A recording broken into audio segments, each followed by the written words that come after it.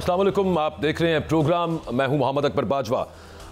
आज इंसानी हुकूक का आलमी दिन है, उस पर आज काफ़ी सारी तकारीर भी हुई और at the very same time एक जो बहुत इंपॉर्टेंट प्रेस रिलीज़ ISPR की तरफ से आई वो है जनरल फैज़ हमीद के court martial, field general court martial की कार्रवाई के हवाले से चार्जशीट उन्हें कर दिया गया है। इल्ज़ामात क्या हैं उनकी भी तफसील बता दी गई है।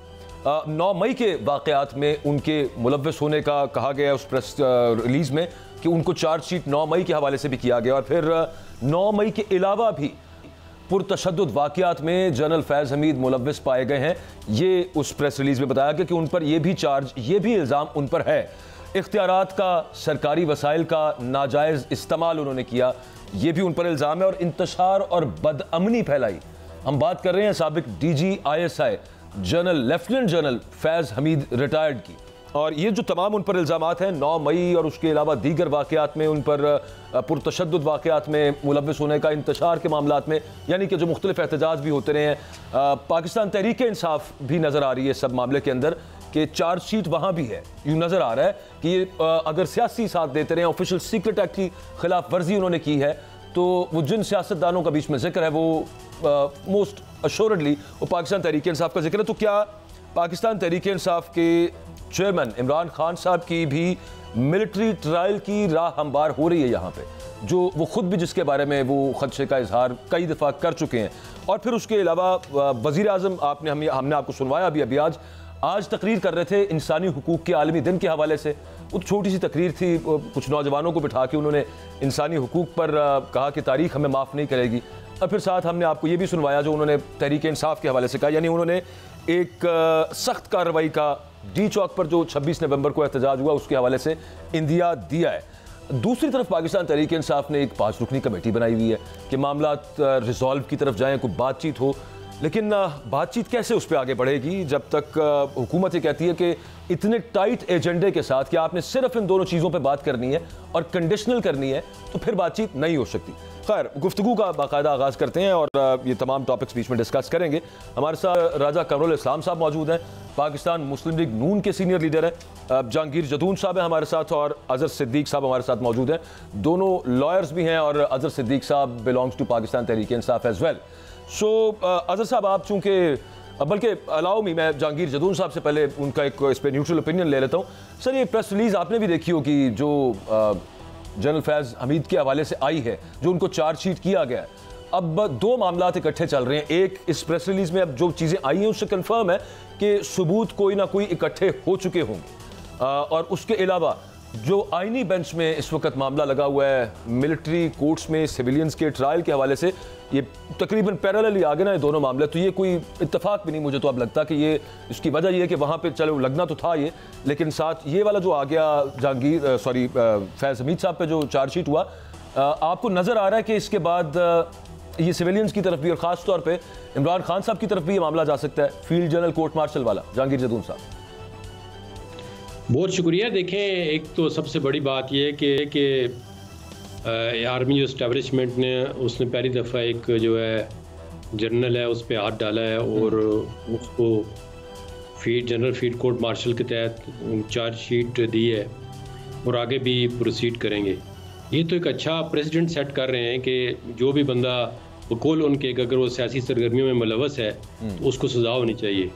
जदून साहब, रिटायरमेंट के बाद उनका सियासी सरगर्मियों में मुलव्वस होना जो चार्जशीट है जो बता रही है, प्रेस रिलीज जो बता रही है, वो टॉप सिटी वाला मामला तब का भी है जब वो 2 साल के बाद तो किसी सियासी सरगर्मी में मुलव्वस हो सकते हैं, अनलेस कि उससे पहले जो है, उससे पहले ऑफिशियल सीक्रेट एक्ट की खिलाफ वर्जी है, उससे पहले 9 मई के मामलात में उनके मुलव्वस होने का होंगे कुछ सबूत, वो तो ट्रांसपेरेंसी आएगी अगर ट्रायल में तो हमें पता चलेगा। तो हम कहते हैं कि सजा, देखें उन्होंने बहुत बड़े जुर्म किए हैं, इसमें तो कोई शक नहीं है। उन्होंने जो प्राइवेट लैंड की सोसाइटियाँ हैं उन पे रात को घरों पे हमले करवाए हैं, वो लोगों को आज दिन तक कितने सालों पे ट्रॉमा है कि वो उनके घरों पे करते हैं। उन्होंने कोई काम छोड़ा नहीं है जो उन्होंने ना किया हो।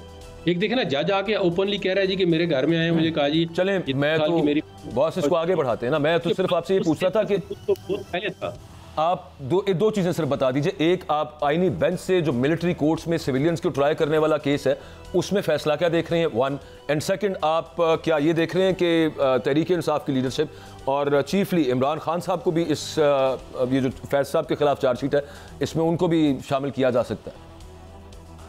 देखिए, इन्वेस्टिगेशन तो कुछ भी हो सकती है ना। एक अगर आप उसकी कड़ी में लाते हैं किसी भी शख्स से, एक तो जब बंदा मिलिट्री की कस्टडी में जाता है तो उसका एक तो है कि बाहर आज इनको पता चला है कि आज ये उसका फेयर ट्रायल, हम जो सिविलियन है या सिविलियन अदालतें हैं उसके मुकाबले में तो आप नहीं कह सकते कि वो आप ना उनका अदारा है, वो जिस तरह ट्रायल करते हैं फिर उसको राइट होता है हाई कोर्ट में और उसमें उसकी जो रेड जुरिसडिक्शन आते हैं फिर सुप्रीम कोर्ट में भी जा सकते हैं। तो ये तो अब केस ट्रायल होगा, उनको सजा होती है, कितनी सजा होती है, किस जुर्म में होती है, उसके बाद पता चलेगा। Time will tell. Azhar Siddique साहब, ये तो इमरान खान साहब को खुद भी खदशा है, कई दफ़ा वो इसका इजहार कर चुके हैं कि मिलिट्री कोर्ट में मुझे ट्राई किया जा सकता है। अब सुप्रीम कोर्ट में आईनी बेंच जो उसी वो जिस पे फैसला एक दफ़ा हो गया था पहले यूनानिमसली, लेकिन वो जो उसके अंदर कॉम्प्लेक्सिटीज़ हैं वो सबके सामने ही, अब दोबारा उस पर फैसला होना है कि मिलिट्री कोर्ट में सिविलियंस को ट्राई किया जा सकता है कि नहीं। और फिर आज जो ISPR की प्रेस रिलीज़ है, अजहर सिद्दीक साहब, आपको नज़र आ रहा है कि ये बानी तहरीक इंसाफ इमरान खान साहब तक भी ये चार्जशीट जाएगी? देखिए, एक बात तो बड़ी हैरानगी हुई कि हम 3 सालों बाद अभी तक हम इंक्वायरी और इन्वेस्टिगेशन करते फिर रहे हैं, और हमने ये जो काम पहले दिन करना चाहा हम वो कर नहीं सके, ये मानना पड़ेगा। यानी मैं इस बात से तो इत्तेफाक नहीं करता कि आप अपनी रिटायरमेंट के बाद 2 साल बाद कौन सा जुर्म है, ये मैं वो मुतलका प्रोविजन ढूंढ रहा हूँ कि शायद मुझे मिल जाए। यानी आप सदर पाकिस्तान हैं, आप अगर हाई कोर्ट या सुप्रीम कोर्ट के जज हैं, आप सियासी ओहदा नहीं ले सकते 2 साल तक।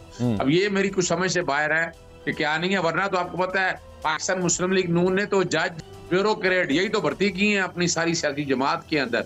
मैंने वो सारी चार्जशीट जो आया, और मैं उसको इतना मैं आइसोलेशन में नहीं देख रहा इस बात को। फैसल वाडा का क्या तनसन था, क्या क्या करा कर गया, क्या कुछ कह दिया उसने, और वो उसी की कड़ी में, यानी वो मामला ये है ना। अच्छा। आप इसको 26 नवंबर के तनाजुर में भी देखिएगा, कुछ 26 नवंबर वाला मामला इतना आसान नहीं है। अगर आप इसकी जुडिशल इंक्वायरी होती है तो बातें बहुत दूर तक जाएंगी। किस बयान के साथ आप इसको कनेक्ट करके पढ़ रहे हैं? फैसल वाडा ने जो स्पेशली जैसे ही इमरान खान साहब हम लोगों की तरफ से सिविल नाफरमानी की तहरीक के हवाले से बात हुई तो उन्होंने खुल के कहा ना कि जनरल फैज हमीद के हवाले से ये मामला उससे पहले ये पेशबंदी की जा रही है। अब अंदाजा लगाया ना इस बात को आप, यानी और आप जरा हम इसको आगे लेके चलते हैं ना। हमने इसी तो डिमांड जो की है वो डिमांडें प्रॉब्लम आ गई है ना। डिमांड क्या है, 9 मई का वाकई की जुडिशल इंक्वायरी और 26 नवंबर की। अब उसके यानी इसको आइसोलेशन में आपने इसलिए नहीं देखना है, फिर आप ले चलना सुप्रीम कोर्ट ले चलता हूँ। कल मैं आईनी बेंच के सामने था तो वहां वो सवाल पैदा हुआ कि FIR कहाँ है। ये ट्रायल जो आप 9 मई के आप फौजी अदालतों में लेकर गए हैं, क्या ऑर्डर था यहाँ पर, किस बुनियाद पर ले गए, क्या किसी जज ने ऑर्डर पास किया था? तो फिर FIR को डिटेलें पूछते रहे और सिविल का ट्रायल नहीं कर सकते। ये बहुत अहम सवाल थे, जो सवाल वो उससे आ जाए। थोड़ा सा पीछे चलेंगे, असल में वक्त की किल्लत है नाज़र साहब, लेकिन मुझे लगता है कि आपका जवाब जो मुझे व्हाट आई हैव अंडरस्टूड वो ये है कि आप इसको आइसोलेशन में देख रहे हैं। ISPR की जो प्रेस रिलीज है, उसके अलावा फैसल वाडा साहब का उसके हवाले से बयान, और आपको ये लग रहा है कि इमरान खान साहब को ट्राई किया जा सकता है मिलिट्री कोर्ट में। देखिए मैं एक बताऊं आपको, सवाल तो यही है ना, कभी साइफर का कितना बड़ा केस था, क्या कुछ नहीं कहा। ठीक है, राजा कमरुल इस्लाम साहब, जो तहरीक इंसाफ ने एक तो 5 रुकनी कमेटी बनाई, हुकूमत अब एंगेज नहीं कर रही उसके साथ, वो 2 उनके जो मुतालबात हैं उसमें से एक तो ये है कि 9 मई पे और ये 26 नवंबर को जो मामलात हुए हैं उस पर एक जुडिशल इंक्वायरी करवा ली जाए, और फिर उसके अलावा दूसरा मामला जो आपकी पार्टी का मौक़िफ़ आ चुका है कि अगर कोई नाहक कैद है तो वो अदालतों के जरिए उनकी रिहाई होनी है। लेकिन ये जो 2 चीज़ें हैं, इतने बड़े मामलात हैं, मुल्क की तारीख का एक 9 मई बहुत बुरा दिन था पाकिस्तान की तारीख में हर एतबार से, और अभी तक उससे हमारे ये आज भी जो फैज साहब के हवाले से प्रेस रिलीज आई है वो जान नहीं छूट रही उस मकरूह दिन से। तो मैं आपसे पूछना चाहता हूँ कि इन दोनों मामलात की अगर जुडिशल इंक्वायरी करवा ले हुकूमत तो उसमें क्या मुज़ाहिर है, और ये कोई ऐसी बड़ी डिमांड्स है कि जिन पर नहीं बैठा जा सकता तहरीक इंसाफ के साथ?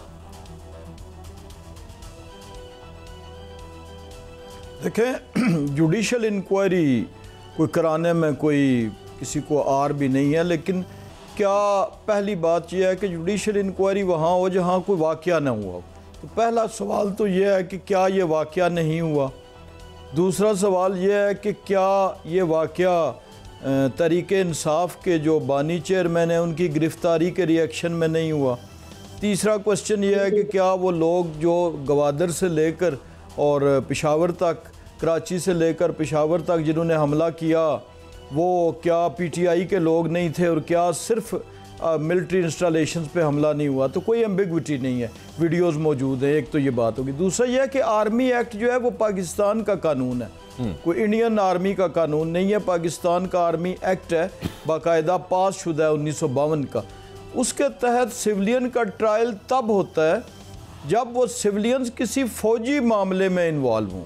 अगर क्या आप कहें कि कोई GHQ पे हमला कर दे और उसमें कुछ फ़ौजी उसके साथ शरीक हों और बाकी सिविलियंस बाहर से आए, तो क्या उन सिविलियंस को छोड़ दिया जाएगा या दो मुकदमे चलेंगे, एक उस फौजी वर्दी वाले के ख़िलाफ़ और एक वर्दी के बगैर के? तो जब नेक्सस हो, जब इंटरकनेक्टेड हो, तो वो चल सकता है।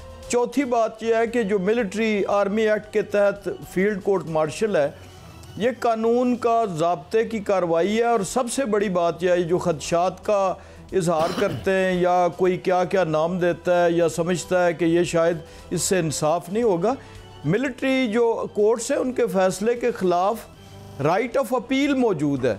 और वो राइट ऑफ अपील कहाँ मौजूद है? पहला right of appeal high court में मौजूद है।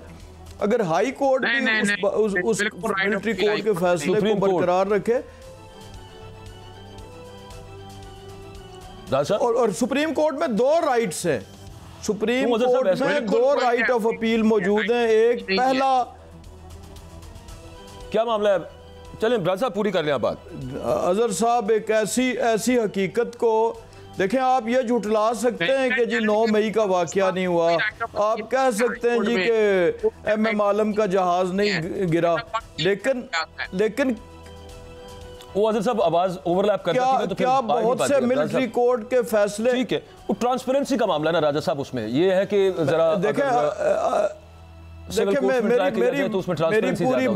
मेरी पूरी बात सुन लें, इसके बाद कर लीजिए अजहर साहब फिर बात करेंगे अपने बारी पे। मेरी पूरी बात सुन लें। देखिए, वो दो चीज़ों को मिक्सअप कर रहे हैं। एक है army field court martial, field court martial जो है उसकी अपील, जो राइट ऑफ अपील है, वो आर्मी चीफ के पास है, नजर सानी का भी, और वो तो है, उसमें मैं उनसे इत्तेफाक करता हूँ। लेकिन एक है मिलिट्री कोर्ट्स, तो ये रिकॉर्ड का हिस्सा है, मैं कोई अपने पास से बात तो नहीं कर रहा। ये दो चीज़ों को उसमें फील्ड कोर्ट मार्शल में वो नहीं है, एक बात। दूसरी बात यह है कि वो दो right of appeal supreme court में, एक नजर सानी का भी मौजूद है और फिर उसके बाद प्रेसिडेंट के पार्डन की होती है। तो देखें, इस वक्त सिविलियंस में अगर वो सिविलियन 9 मई में नेक्सस प्रूव हो जाता है जनरल फैज़ हमीद का, अगर मैं फिर अगर पे जोर दे रहा हूँ, बिल्कुल ठीक, तो फिर सिविलियंस तो जाहिर है उसके साथ इन्वॉल्व थे।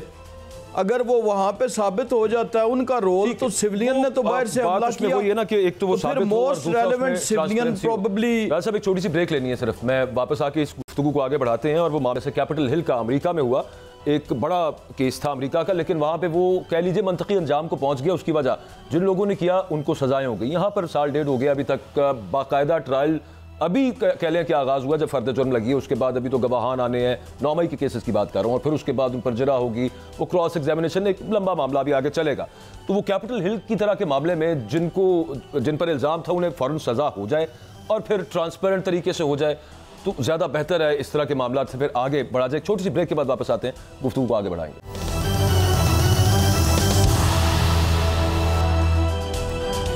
जी वेलकम बैक। हम बात पहले कर रहे थे कि फैज़ हमीद साहब के हवाले से जो ISPR की बड़ी स्ट्रॉन्ग वर्डेड प्रेस रिलीज़ आई, और फिर उसमें ये तासुर हमें मिलता है कि पाकिस्तान तहरीक इंसाफ के चेयरमैन बानी इमरान खान साहब तक ये मामला जा सकता है, जिसका उन्हें खुद भी खदशा है।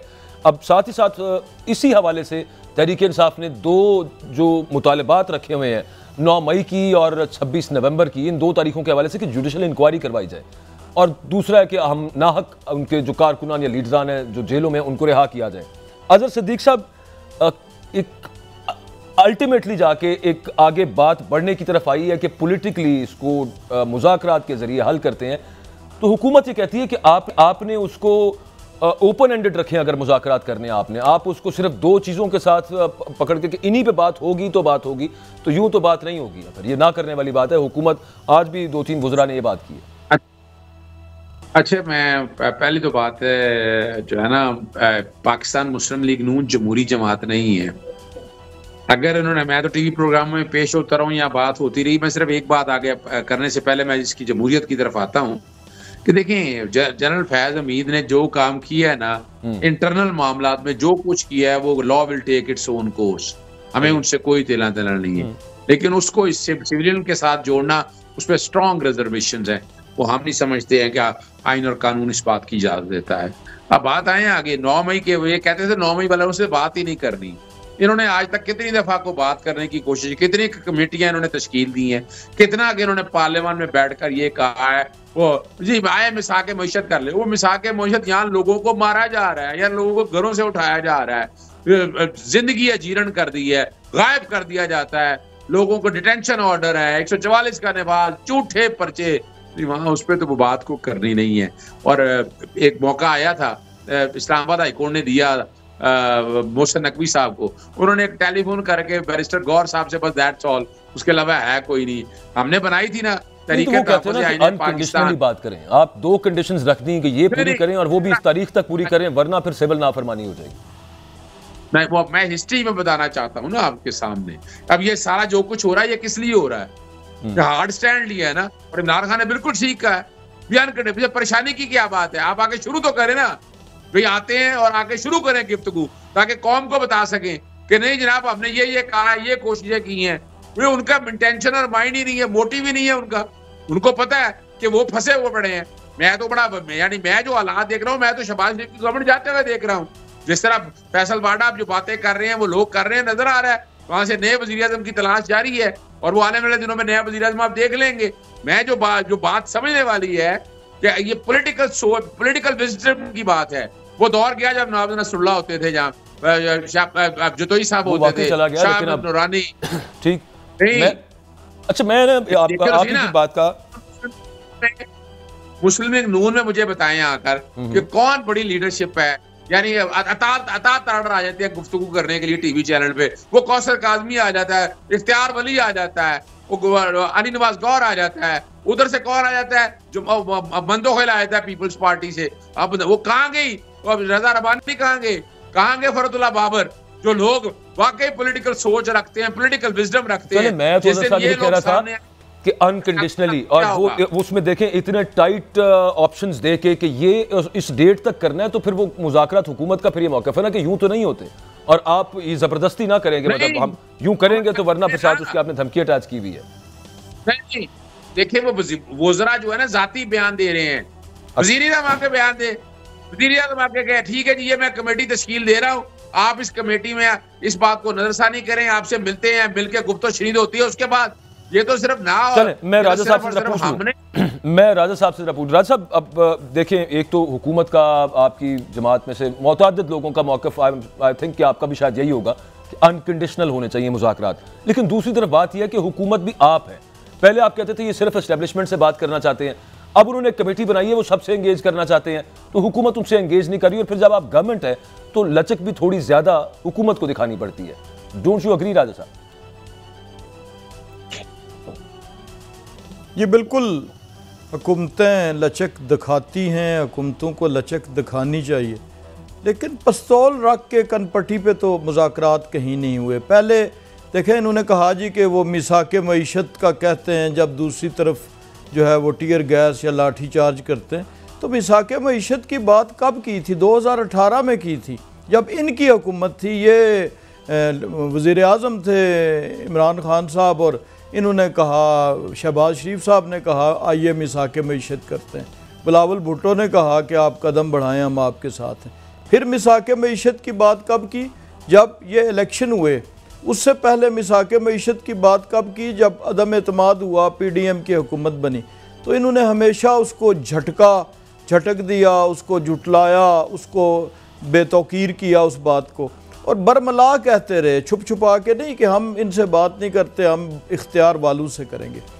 अब जब इख्तियार वालों ने कहा कि जी हम तो सियासी मामलात में हिस्सा नहीं लेते, आप सियासतदान आपस में बात कर लें, फिर भी यही बात रही। और अभी भी आप देखेंगे, पिछली दफ़ा भी क्या हुआ कि जी बस वरना हम आ रहे हैं और हम हमला आवर हो रहे हैं, हम कफन बांध के आ रहे हैं, हमने अपने अजीज़ों रिश्तेदारों से मिल लिया है, और इसके बाद हम खुदा हाफिज घर वालों को कह रहे सब ये तो कमेटी अभी बनी हम है, शहादत के लिए आ रहे हैं। कमीशन भी अगर बनता है तो हुकूमत ही बनाती होती ना, फिर उसके बाद कोर्ट्स देंगे कुछ जज वगैरह। लेकिन ये वो तो जेल में बैठे हुए, पिस्तौल कहाँ से रख देना है उन्होंने, और फिर चलें अब पहले जो हो गया हो गया, आगे बढ़ने की अगर बात की जाए तो ज्यादा बेहतर नहीं होगा? नहीं,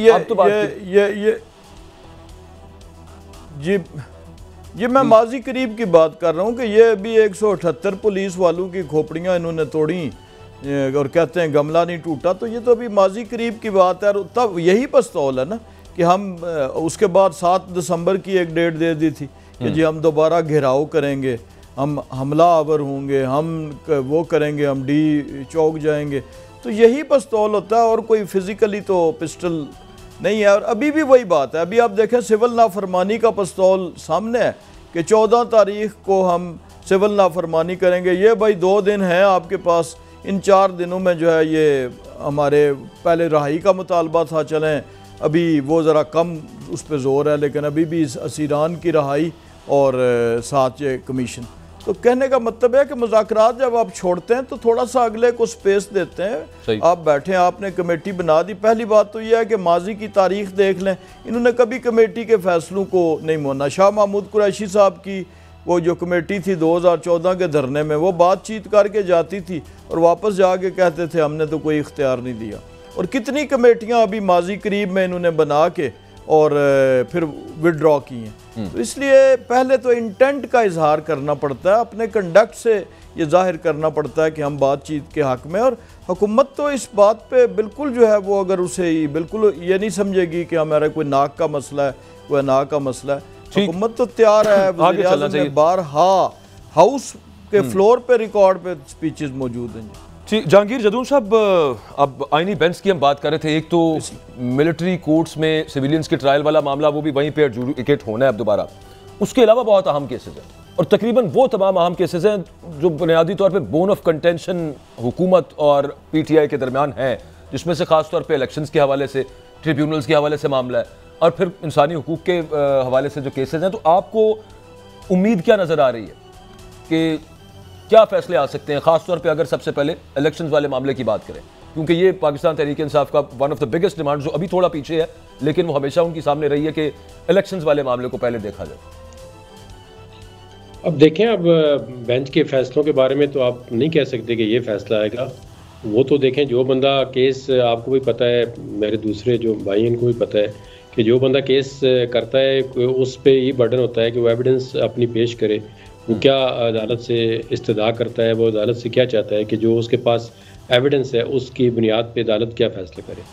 तो इलेक्शन में देखें ना, इलेक्शन ट्रिब्यूनल में, ठीक है, आपकी बात दुरुस्त है। दूसरा ये फरमाइएगा कि वो जो एक मंसूर अली शाह साहब ने भी जो खत लिखा चीफ जस्टिस साहब को, और फिर उसके बाद मुख्तलिफ दरखास्तें भी आ चुकी हैं, उस आगे चीफ जस्टिस साहब भी ये बात कर चुके हैं 26 आईनी तरमीम पर फुल कोर्ट तश्कील दिया जाए, उसमें आपको कोई नजर आ रहा है, उम्मीद नजर आ रही है उसमें कि इस तरह का मामला हो जाएगा, पहले 26 आईनी तरमीम को देखा जाएगा, उसके बाद ही आईनी केसेस की तरफ बढ़ा जाएगा? वैसे तो वो शुरू हो गए हैं केसेस उनकी उन पे। तो मैं यही समझता हूँ कि आईनी तरमीम एक बहुत बड़ा इंपॉर्टेंट मामला है। पूरे पाकिस्तान की जो डिफरेंट बार्स हैं, बार एसोसिएशन ने पिटीशन दायर की हुई, तो उसमें अगर फुल कोर्ट बैठ जाए तो एक बेहतर एक्सेप्टेबल डिसीजन जो है वो पब्लिक ट्रस्ट वाला आएगा कि जी। उसकी वजह ये है कि अगर देखें ना, आईनी बेंच के सामने एक केस जाता है जो वो कह रहे हैं कि जाएगा, तो आईनी बेंच जो है वो भी उसका बेनिफिशियरी है, चीफ जस्टिस साहब भी जो सुप्रीम कोर्ट है उसके बेनिफिशियरी हैं। तो ये बड़ा कम्प्लेक्स इशू है, इसको किस तरह रिजॉल्व किया जाए कि पूरी फुल कोर्ट बनाई जाए या जो लोग बेनिफिशियरी हैं उनको निकाल के एक बड़ा बेंच बनाया जाए कि वो इसका फैसला करे। तो इसमें अब जुडिशियल कमीशन ने देखें, जब 26 तरमीम को तो ऑपरेटिव हो चुकी है, उसके मुताबिक ये आईनी बेंच जो है बना हुआ है, वो फैसले भी कर रहा है, वो लोग सारे उसके आगे पेश भी हो रहे हैं। जितने आप पीटीआई के वकील हैं वहाँ पे पेश होते हैं, उन्होंने नहीं कहा कि हम इस बेंच का बाइकाट करते हैं। सुप्रीम कोर्ट के बाहर तो कोई और बात होती है, लेकिन अंदर जब जाते हैं तो कल आपने देखा है ना कि उन्होंने कहा है आप इसके दायरा अख्तियार पे क्या कहते हो, कहते हैं जी मैं नहीं मानता। उन्होंने कहा आप बाहर चले जाएं, आप बाहर। हालांकि ये बात कोई मुनासिब नहीं थी, ये एक मुतज़ाद सी सूरत-ए-हाल, कॉन्ट्रडिक्टरी सूरत-ए-हाल जरूर है। जहांगीर जदून साहब, ब्रेक लेना है एक छोटी सी, वापस आते हैं तो कंटिन्यू द डिस्कशन।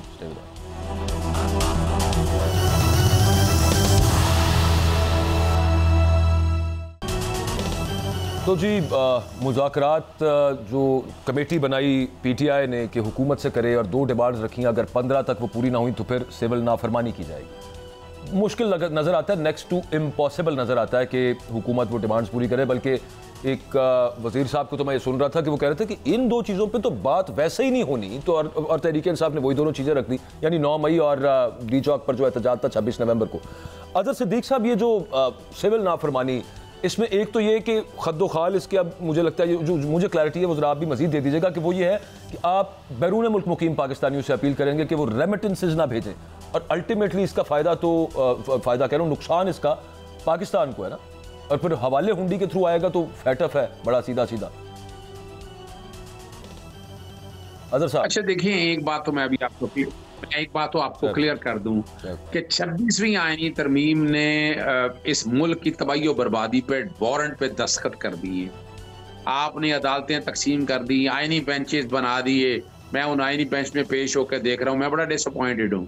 वो अगर बनाने थे तो वो हाई कोर्टों में अभी तक क्यों नहीं बनाए? लेकिन हाई कोर्टों में इतने बात कर रहे हैं ना आप, पेश तो नंदल साहब के सारे वकला वहाँ पे हो रहे हैं आईनी बेंचेस के सामने, और किसी ने तो नहीं कहा कि पहले इसको तय कर लें फिर पेश नहीं। वो मजबूरी है आपकी, आप नहीं जाएंगे, केस डिसमिस हो जाएगा, क्लाइंट का नुकसान हो जाएगा। मसाइल सारे यहाँ पर ये है ना, इस वक्त इशू है आपके सामने। 26वीं आईनी तरमीम मुतालबा है, बल्कि आप हैरान रहेंगे, वो मिलिट्री कोर्ट के हवाले से साबिक चीफ जस्टिस जवाहर एस खाजा ने कहा कि आप ये अभी ना सुने, आप 26वीं आईनी तरमीम का पहले फैसला करें। उनको जुर्माना कर दिया। मैं भी हैरान हूं, क्या एक आदमी ऐसे भी नहीं कर सकता? 22 पॉइंट दे दिया आपने। अब आए अगली बात की तरफ। देखिए, बात बड़ी वाज़ेह है, हम कोई नामुमकिन चीज तो नहीं मांगने जा रहे ना।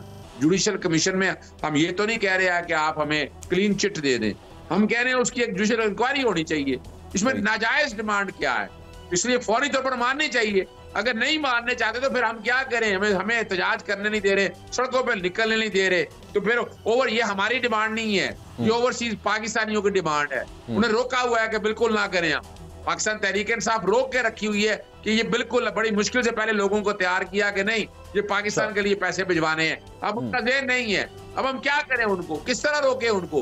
तो हम यही इसीलिए तो कोशिश की है कि हुकूमत वक्त मान जाए। अगर नहीं मानेंगे, हम कहें या ना कहें, ओवरसीज पाकिस्तानी ये कर गुजरेंगे। उन्हें नजर आ रहा है कि पाकिस्तान के साथ क्या जुल्म हो रहा है, इसलिए कर देना चाहिए। यानी इतने दिन हो गए हैं ये कहे हुए, कोई एक पॉजिटिव नजर आया हो हुकूमत पाकिस्तान की तरफ से? इस पे रिस्पॉन्ड कर दीजिएगा। वो देखें, और ये तो है ना, अदालतें भी इजाजत देती हैं, तो इंतजामिया जलसे करने की, एहतजाज करने की भी इजाजत नहीं देती। ये दुरुस्त है कि आप जो ओवरऑल हुकूमत जो बात करती है कि इंतशार है, दहशतगर्दी है या बदअमनी है, लेकिन वो दूसरी तरफ से अगर कंटेनर ना लगे हों, अगर आंसू गैस की शेलिंग ना हो रही हो, आराम से कोई जलसा करके चला जाए, तसादुम नहीं होगा। और फिर जब वो राह भी मसदूद हो जाएगी तो वो फरमा रहे हैं अजहर साहब कि फिर हमारे पास रास्ता क्या बचा ये रेमिटेंसेस वाला सिविल नाफरमानी की ऑप्शन के अलावा। राजा साहब,